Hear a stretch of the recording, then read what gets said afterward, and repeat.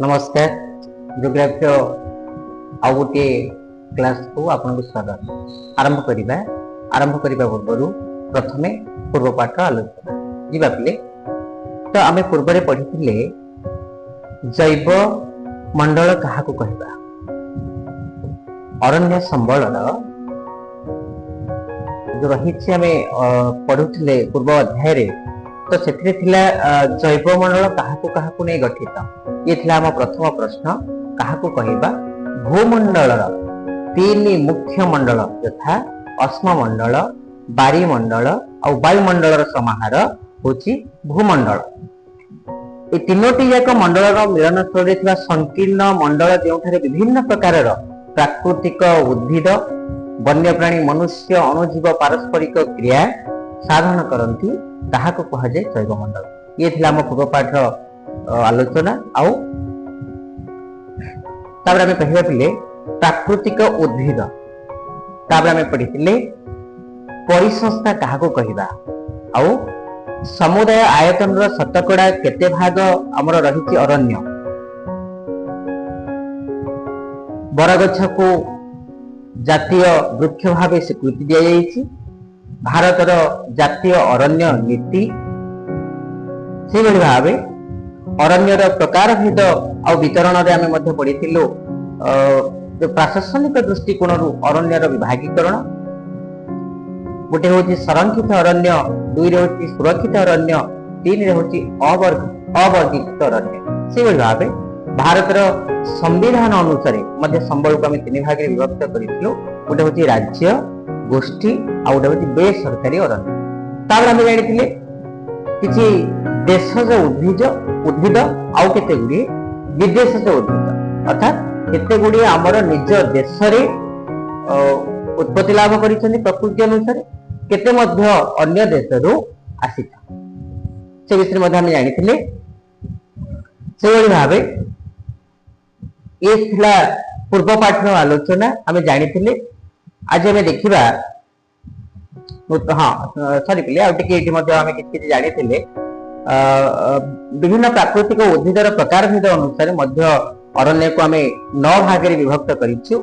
अवस्थिति, भू उच्चवाच, तापमात्रा, वृष्टिपात, आलोक, वायु प्रवाह, मृत्तिका ए सब अनुसार मध्य आमे अरण्य को 9 भाग रे विभक्त करिछु। पढिथिलु आमे सेथिरु आमे तीनोटी पढिथिलु। आज आमे घटा पढिबा। करे पढिथिले क्रांतीय आर्द्र चिरहरित अरण्य, केते डिग्री सेल्सियस, केते वार्षिक वृष्टिपात, तार आर्द्रता केते, केउ केउ अंचल रे देखा जाय, आ सेठाकर उद्भिद ए विषय में जानिथिलु।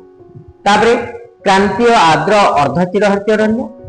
तापरे पिले गरे पढिथिले क्रांतीय आर्द्र पर्णमोची मौसुमी अरण्य। ए सब विषय मध्ये हमें धारणा पाइथिले विगत अध्याय गुडी करे।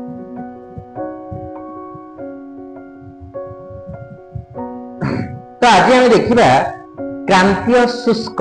एटा मध्ये हम पढिथिले शुष्क कहले जेटा ड्राई कोठी सुखिला। तो एही अरण्य क्रांतीय आर्द्र पर्णमोची अरण्य रे एक निकृष्ट धरणर अरण्य बोली कहि परिबा, जहार वार्षिक वृष्टिपात होतिले 70 सेंटीमीटर रु 100 सेंटीमीटर, अर्थात 100 सेंटीमीटर कम।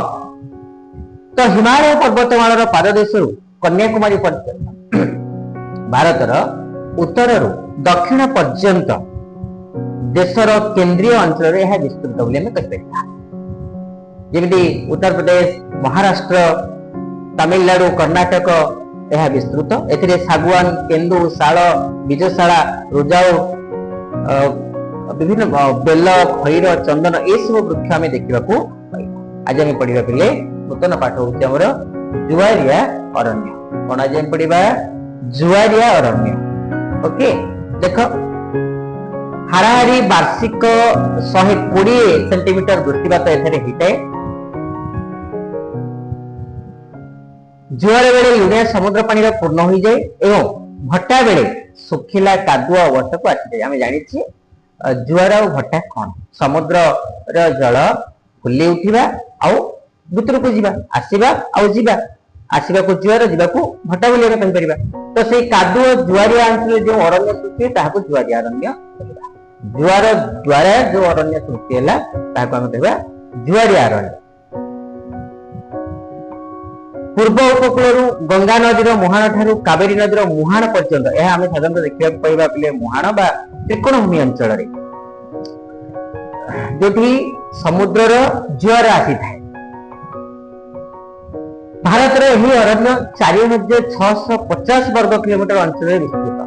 यह भारतीय समुदाय भूमिर प्राय 0.14% भारत में यही प्रकार 28 जुआरिया अरण्य रही केते ना 28 जुआरिया अरण्य रही।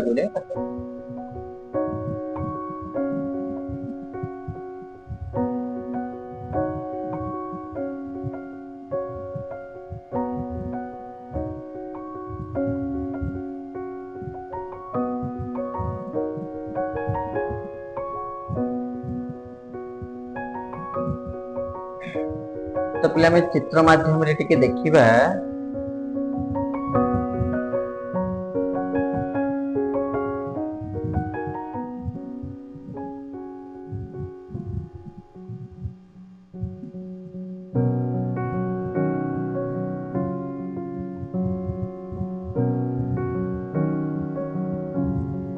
देखा पिले सुंदरवन जोड़ा आम कहूचे गंगा और ब्रह्मपुत्र नदीर युग्म त्रिकोणभूमि रे बहु परिमाण सुंदरी गछ आम देखा पाइबा। देखिबा आमे देखिबा देख तो गंगा नदी ब्रह्मपुत्र नदीर युग्म त्रिकोणभूमि बहु परिमाण सुंदरी गछ थिबा जोगु एहाको सुंदर वन बोली हम कहि परिबा।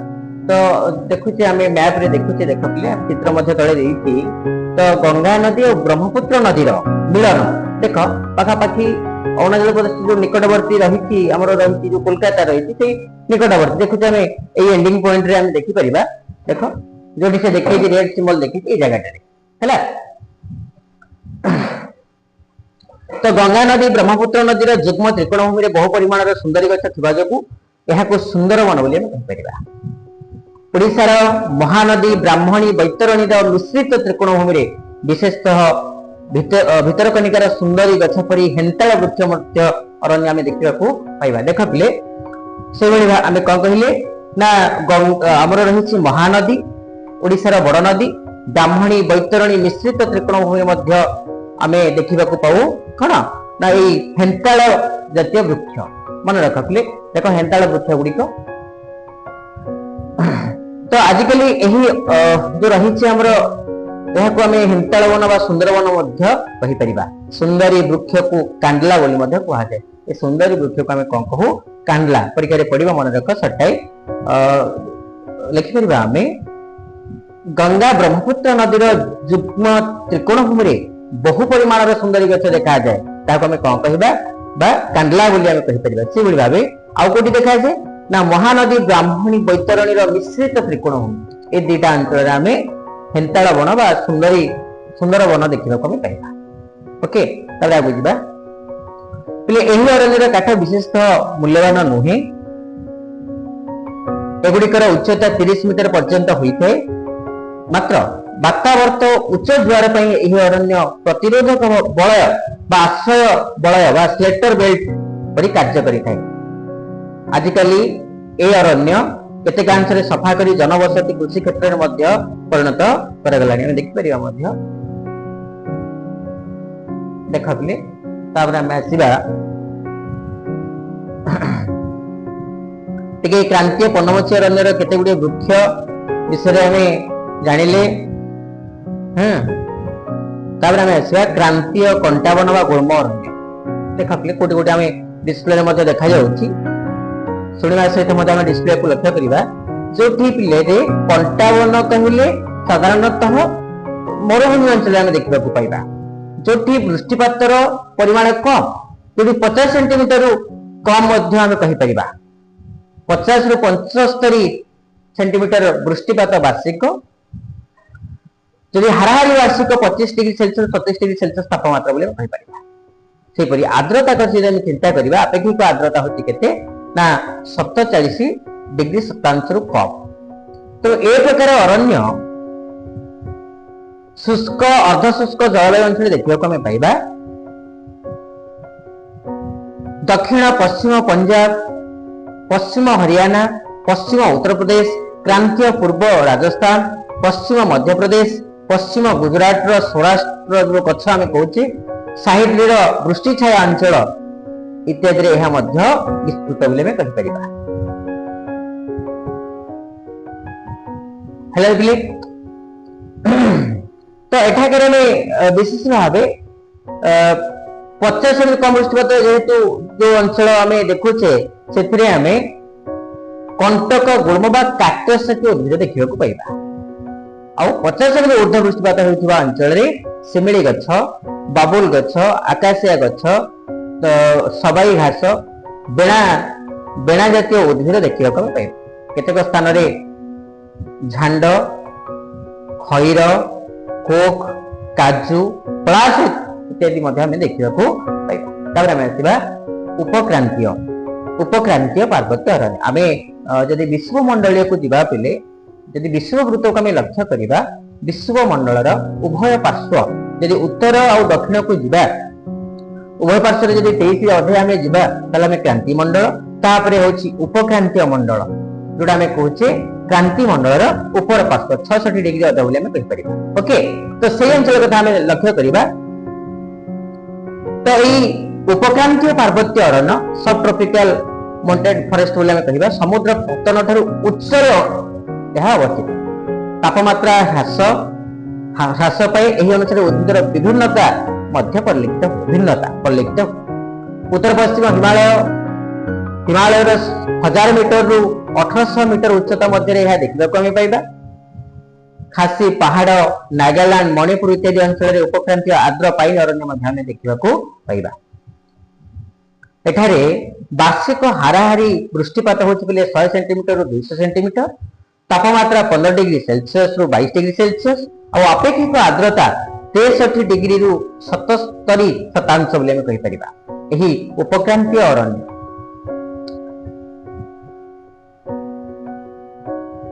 अधिक आर्द्रता थिबा केतेक स्थान रे प्रशस्त पत्री वृक्ष देखा जाए। प्रशस्ति पत्र बड़ पत्र बोली आम कहीपर। यह व्यतीत जामु, ओक, रोजा डेंट्रन एवं घंच तृण देखा पाइबा। से भली हिमालय पर्वतर पाददेश अवस्थित 450 मीटर 1500 मीटर उच्चर पंजाब, हरियाणा, काश्मीर अंचल आम उपक्रांतीय शुष्क चिरहरित अरण्य देखा पाइबा। आम देखिपुचे पिले आम डिस्प्ले माध्यम देख क्रांतीय कटाउन गुल्म अरण्य विषय आम देखिले कोटी कोटी देखा जाए। ये हूँ उपक्रांतीय देख पिले समुद्र पतन ठारू उच्चरे आम देख केते डिग्री कौन रही वार्षिक वृष्टिपात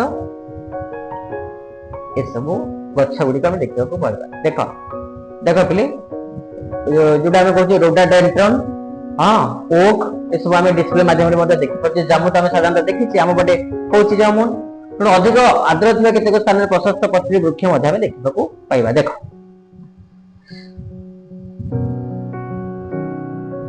एठारे वार्षिक जो उपक्रांतीय शुष्क चिरहरित अरण्य कथा आम कहे पार्वत्य देखिए टिके जो शुष्क कथा कहे वृष्टिपात 50 से 100 सेंटीमीटर। वर्षा ऋतु प्राय 26 दिन रु 38 दिन पर्यंत रहे। जपरी आम मौसुमी वायु आगमन वर्षा हुए ओडिशा रे अल्प 2 रु 2.5 मास पर्यंत रुहे पुणी प्रत्यावर्त फेरी जाए। से भाव एठारे 26 दिन रु 38 दिन पर्यंत रहे। वार्षिक हाराहारी तापमात्रा 20 डिग्री सेल्सियस रु 32 डिग्री सेल्सियस यही उपक्रांतीय शुष्क चिरहरित अरण्य। एथिरे आमे साधारणतः देखा पाऊ कंटावन, आकाशिया, अलिव इत्यादि वृक्ष देखा। वर्षा ऋतु तृण बुदा गछ विशेष आम देखा पाऊ। तेणु दक्षिण भारतर नीलगिरी पर्वत रे दक्षिण भारतर नीलगिरी पर्वत जोटा आम कहे रही आमर शैलनिवास उटी जो अवस्थित बोली आम कहीपर।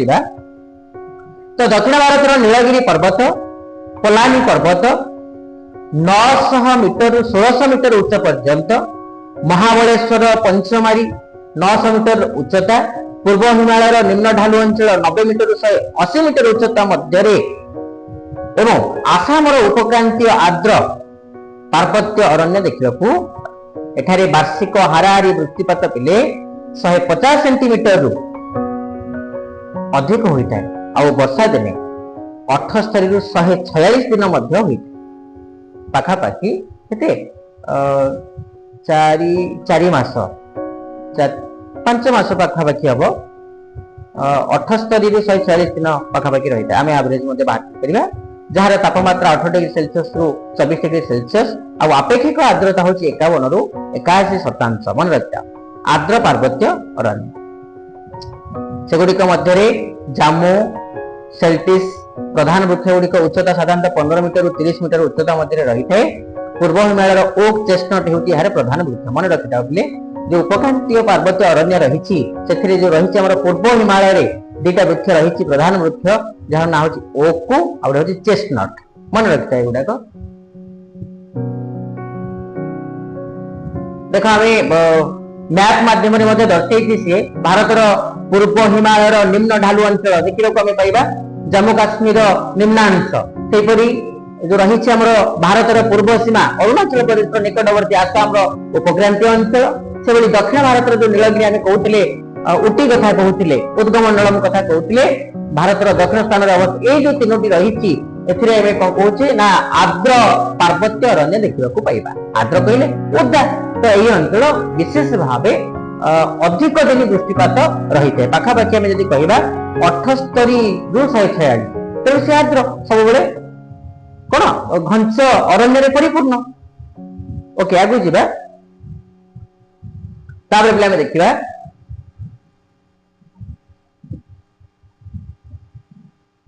नातिशीतोष्ण पार्वत्य अरण्य देखा दक्षिण भारत नीलगिरी पर्वत आनामोलाई पर्वत पालनी पर्वत पूर्व हिमालय आसाम स्थित पार्वत्य अंचल पाखापाखि 1500 मीटर रु 2850 मीटर उच्चता मध्य यही प्रकार अरण्य आम देखा पाइबा जार वृष्टिपात होची पिले 15 सेंटीमीटर रु अधिका हारे हारे ताने केते कम कौन होइतिबो शुष्क ना आर्द्र होइतिबो शुष्क होइतिबो।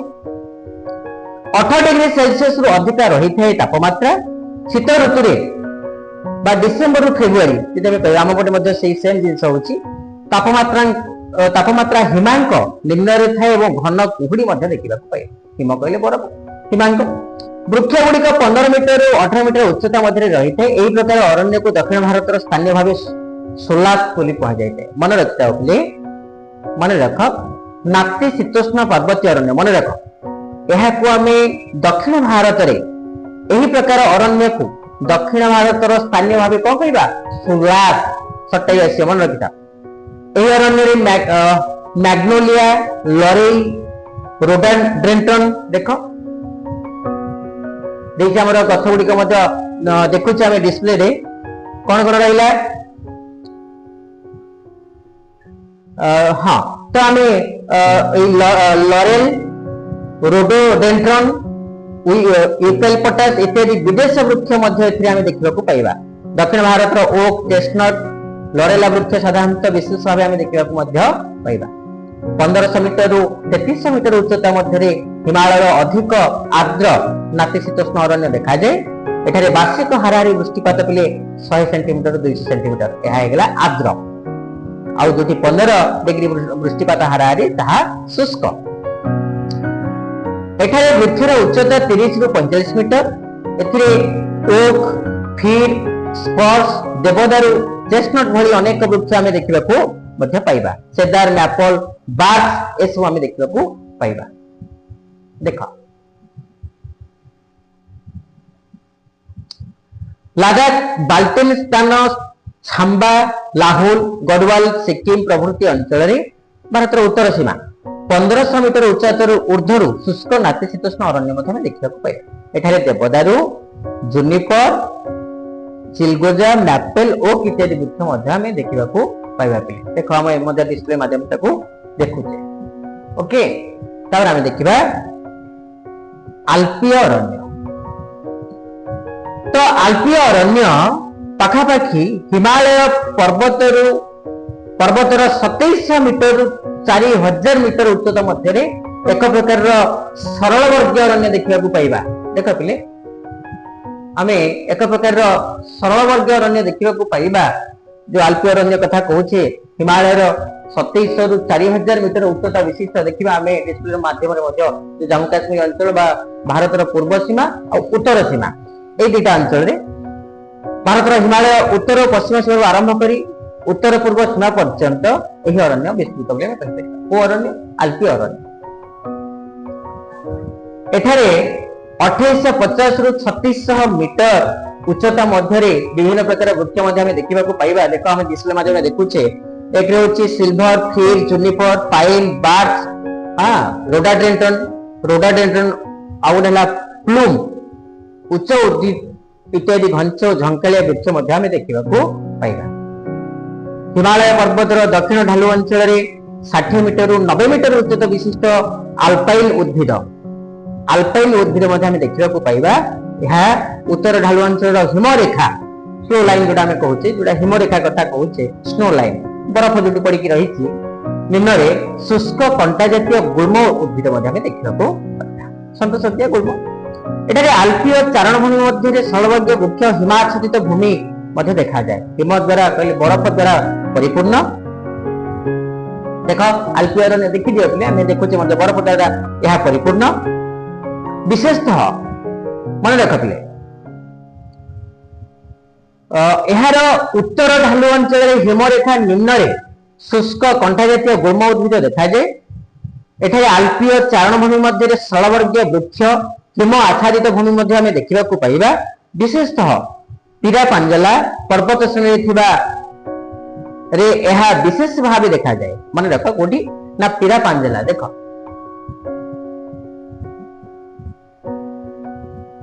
ये देख पे पीरा पांजला पर्वत श्रेणी देख यह आम विशेष भाव आम देखा पाइबा।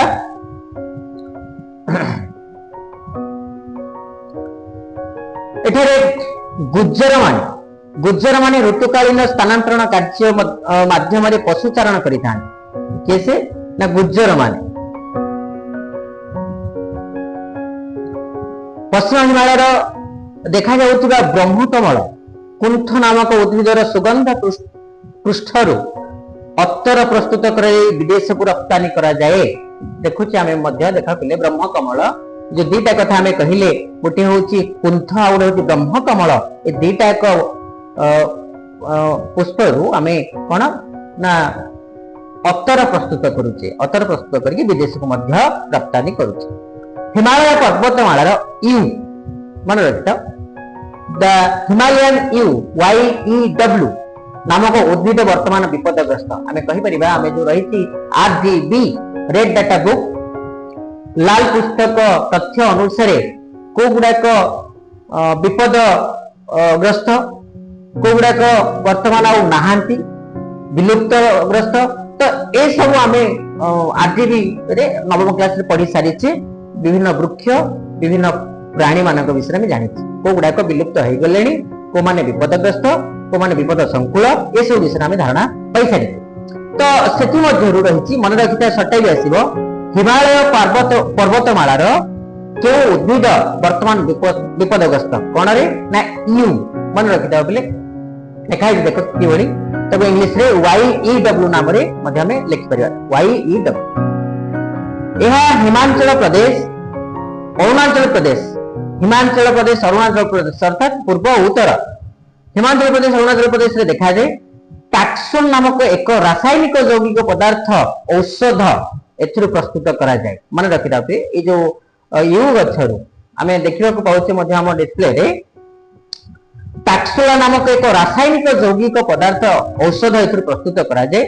एहार छाल बकल सूची सदृश ना सूची सदृश ओके। तो जो आमे देखुचे जेमि बाउंसर जो रही छुंची टाइप सूची ठीक अछि तो सूची सदृश पत्र चेर देख आमे देखुचे सूची सदृश पत्र देख एठी को बढिया हेछि हला डाल इत्यादि एक रस यह प्रस्तुत हुए यह कर्कट रोगर अव्यर्थ औषध बोली कहि परिबा। जो हमको कर्कट रोग बा कैंसर कथा बड़ बड़ कैंसर रोग मध्य हमें कौन मुक्ति पाउचे ओके। मात्र अत्यधिक परिमाण रे एही वृक्ष कटा जाए व्यवहृत हेबा फल यह क्रमशः ह्रास पाए जेहेतु यह एक व्यवसायिक क्षेत्र में आम उपयोग करुचे यार मात्रा को अधिक व्यवहार करुचे तेणु बर्तमान यह विपदग्रस्त।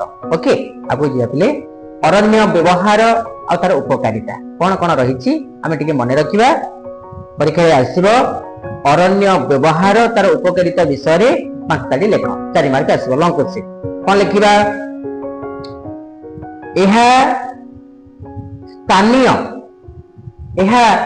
स्थानीय आंचलिक मन रखी टिके आम टिके 2 मिनिट खाली आकलन करदेबा जहाँ जहाँ आम पढ़ले कौन कौन प्रश्न देती आम टिके देखा देख आम नेक्स्ट को जा देख प्रथम प्रश्न भारतर समुदाय भूमि केते भाग जुआरिया अरण्य आम जहाँ पढ़ले तार आकलन करवा 2 गंगा नदी त्रिकोणभूमि नाम कौन आउ 3 क्यों अरण्य वातावर्त समय आश्रय बल भाव कार्य करे 4 उपक्रांति आर्द्र पाइनी अरण्यर प्रधान वृक्ष नाम कौन 5 होची सोलास क्या कहती या खाता टिपा निजे नोट्स करवा हमको किसी कष्ट रहिबो ना आम जी जो पारा पढ़ौचे जी भी पढ़ौचे ताहार आम जब 8-10टा क्वेश्चन आम पूर्व आम से करूँ पीटी माध्यम पीरियडिक टेस्ट माध्यम जी धाड़ी आम पढ़ेगा जी पाराग्राफ आम पढ़ेगा से पाराग्राफ आम निजे क्वेश्चन तैयार करवा परीक्षा बेले आम आ सब जाक बही को पढ़ा पड़ो ना जी आम बाहर कले जो 5-7टा 8टा क्वेश्चन बाहर कले ताकू लिपिबद्धकरण जदि करवा आउ बही पढ़ार आवश्यकता नहीं आम से सर्ट क्वेश्चन से लंग क्वेश्चन सब पाई बुझे रे पिले तेना मन देकी लिखा खाता अलसुआ हवा ना मन देकी लिखा देख नेक्स्ट को आम जा पिले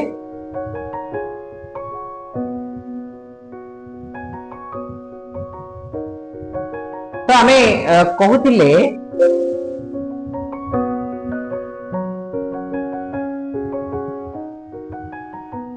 आम कहते जे अरण्यर व्यवहार उपकारिता कौन रही से विषय आम टे देखा लास्ट देख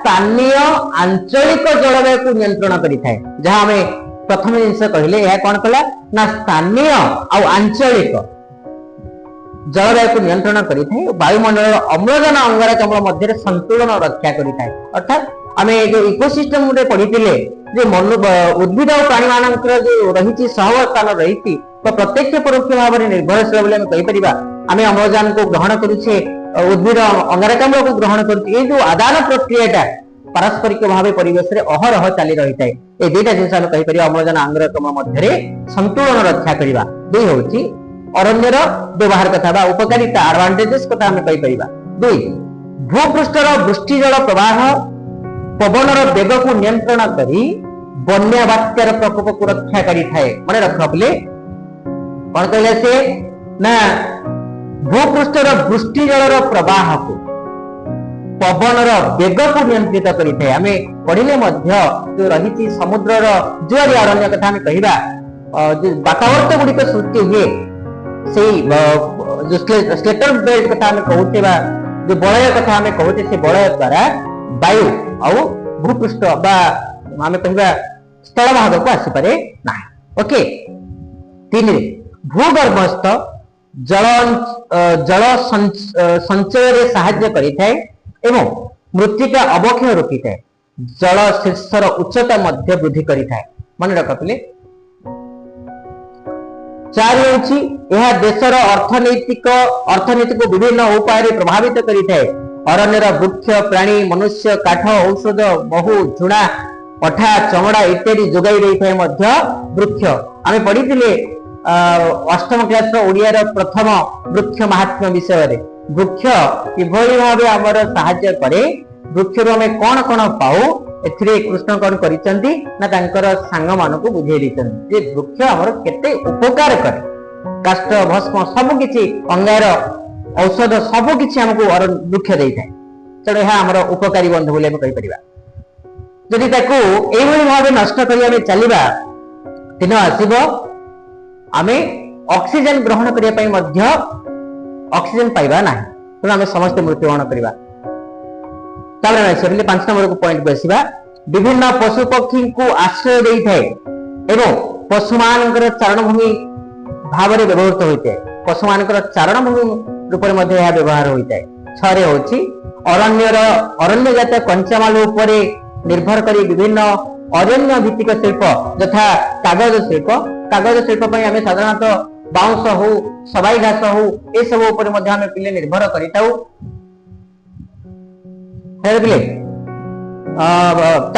कारखाना हाँ कागज कारखाना, डीएसएल कारखाना, खेल उपकरण कारखाना, रबर पदार्थ, रेयन शिल्प, चमड़ा शिल्प, सिंहजात पदार्थ कारखाना, औषध उत्पादन इत्यादि मध्य कारखाना प्रस्तुत करा जायते ए अरण्य को भित्ति कर। 7 कृषि फलचाष फलमूल शुष्क पत्र लता इत्यादि संग्रह मध्य करा जाय। सरकार तरफ मध्य हमर जो रही तालपत्र संरक्षण करा जाउची। तालपत्र विभिन्न फली विभिन्न प्रकार पदार्थ मध्य आमे तैयारी कर। 8 होची व्यवसायिक भित्तिरे अरण्य पदार्थ को रप्तानी करी वैदेशिक मुद्रा मध्य आय करा जाउची। जुणा लाख ए सब। 9 अरण्यर विभिन्न प्राकृतिक सौंदर्य यथा नदी उपत्यका, नदी गंड, जलप्रपात, स्वास्थ्य अनुकूल जलवायु, पशु पक्षींकर बसवास, विभिन्न सुगंधित पुष्प इत्यादि रे आकृष्ट होई मनुष्य निजर मानसिक शांति पाई एठाकु मध्य आसीथान। देख पिले 10 अरण्य को एक विशिष्ट पर्यटन स्थली भाव में ग्रहण करा जाई देशीय तथा वैदेशिक पर्यटकों को आकृष्ट करा जाइते एवं देशर अर्थनीति को मध्य सहाय्य करिते। आमे मध्य जानिछे वर्तमान रो जहा परिस्थिति देखा देइथिला पुलवामा सॉरी आमे कहबा जो आमे कहचे भूस्वर्ग जो कि आक्रमण होता 26 जन पर्यटन मरी जाइथिले। तो से प्राकृतिक सौंदर्य को उपभोग करबा पई से प्राकृतिक सौंदर्य को उपभोग करबा पई आमे अनेक स्थान को जाऊ जदि एही भली आक्रमण करा जाए ताले यह एक दुखजनक बोली आमे कहि परिबा। जहाँ भारत सरकार आमर ठीक पदक्षेप नहीं जो सिंदूर द्वारा बहुत पाकिस्तान क्षति साधन क्षति निश्चित यह ग्रहण योग्य यह क्षति हवा आवश्यक रही। ओके आगे जाए तब आम देखा अरण्य संबल संरक्षण यह लंकोचन आसवर संभावना रही। दुटा जिन देखिले तार एडवांटेजेस कौन तार उपकारिता कौन आ संरक्षण आम कहीं करवा क्षय होती संरक्षण बड़ा आसला क्षय न होते संरक्षण बड़ा आसी ना जेहेतु क्षय घटी आम संरक्षण निश्चित करवा। तो प्रथम हूँ देशर समुदाय क्षेत्रफल केते क्षेत्रफल भारत क्षेत्रफल केते 3.28 नियुत वर्ग किलोमीटर एक तृतीयांश कहले 1/3 3 भाग भागे। तो 1/3 भूमि अरण्य रहिबा आवश्यक। यह पार्वत्य अंचल समुदाय भूमि 60% समतल भूमि 20% रहिबा दरकार। आम देखुचे डिस्प्ले माध्यम नदी केनाल कूल एवं कृषि अनुपयोगी भूमि वृक्षरोपण करी सबुज बल सृष्टि करने आवश्यक। तीन अरण्य को शासकीय दृष्टिकोण 4 भाग में विभक्त आम करथिले। सुरक्षित जातीय ग्राम्य वृक्ष आच्छादित भूमि तार उपयुक्त रक्षण प्रति ध्यान देवा आवश्यक। प्रतिवर्ष जुलाई अगस्त मासरे अधिक वृक्षरोपण जो वनीकरण कथा आम कहचे मन रख प्रति वर्ष जुलाई अगस्त मासरे अधिक वृक्षरोपण करने जनसाधारण को उत्साहित करवा कहीं जुलाई अगस्त मास को नेले कहीं आउ ना 12 मास भर कहीं जुलाई अगस्त को नेले कहीं यही समय मौसुमी वायु आगमन हुए वृष्टिपात होता है। तेणु जेहेतु गोटे मंजीटीए बीजटीए 3टी जिनस आम से चाहे जल हो मृत्तिका उताप ए सब द्वारा गछ बीजटी अंकुरित होगापाई जाए बा अंकुरित हुए मंजीटीए विराट काय ब्रह्म परिणत हुए। तेणु जुलाई अगस्त मास अधिक वृक्षरोपण करने उत्साहित कराए जनसाधारण मान से वन महोत्सव वृक्षरोपण सप्ताह मध्य पालन करने निहाती आवश्यक रही। आम विद्यालय निश्चित पालन करवा ए वर्ष आगुरी आम पालन करे वर्ष पालन करवा। आदिम जनजाति मान को स्थानांतरित कृषि न करने प्रवर्तवा सकाशे पदक्षेप नेवा आवश्यक। अर्थात जो स्थानांतरित कृषि बा पुणी चाष कथा आम कहूँ आज ये चाष कले पुणी ये काटिदेले पुणी आउ गोटे जगह चाष से स्थानांतरित चाष न करने आम प्रवर्तवा। 6 हूँ अरण्यर परिचालना सुदृढ़ सुशृंखल करने निमित्त पदक्षेप नेबार आवश्यक रही। अरण्य संबल सुपरिचालना अनुकूल सुविधा सुजोग प्रदान करने उचित। अरण्यर उन्नति अधिक गवेषणा करने निमित्त प्रोत्साहन देवा आवश्यक। नरेपले शिल्प निमित्त वाणिज्य निमित्त अधिक काठ अंश थिबा वृक्षरोपण करने उचित। 10 रे होछि मानवकृत अरण्य अर्थात पुनः वनीकरण द्वारा अरण्यर आयतन को मध्य वृद्धि करने एकांत आवश्यक रही। आम डिस्प्ले माध्यम देखुचे जो आम चाहिए खातार लिखिपर।